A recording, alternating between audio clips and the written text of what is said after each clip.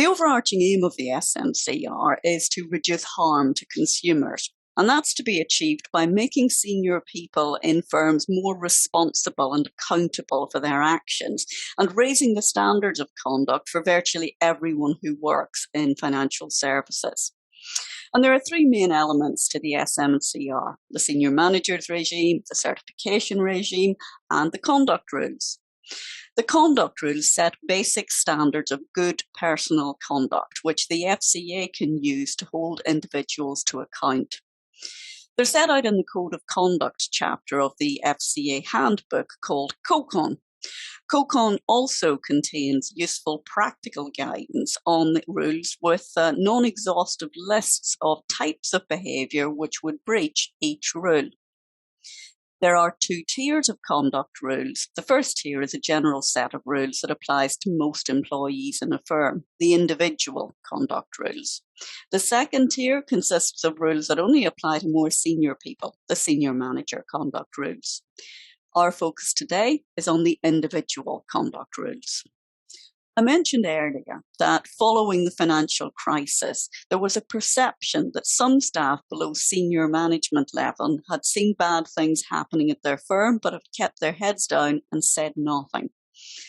Now that staff are personally accountable under the conduct rules, it's important that they speak up when they see trouble brewing. On the 19th of August 2022, the FCA published a final notice in which they fined Citigroup Global Markets Limited over £12 million for failing to properly implement the market abuse regulation trade surveillance requirements relating to the detection of market abuse. The final notice revealed that some staff members had drawn attention to the problems and tried to have them fixed. The FCA quoted emails from staff, two of which said, "We are in a current state of non-compliance with MAR and will continue to be well into 2018.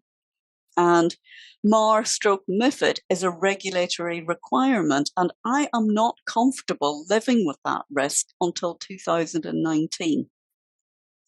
Those staff members certainly acted with due skill, care and diligence, even if it meant delivering unwelcome news to their bosses. Where Rule 6 applies, staff must meet three obligations which exhaust what is required by Rule 6. First, staff must act in good faith towards retail customers. Acting in good faith is a standard of conduct characterised by honesty, fair and open dealing, and acting consistently with retail customers' reasonable expectations. Second, staff must avoid causing foreseeable harm to retail customers. Foreseeable harm may be caused by both act and omission.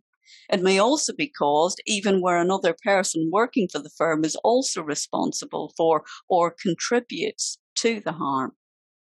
And third, staff must enable and support retail customers to pursue their financial objectives.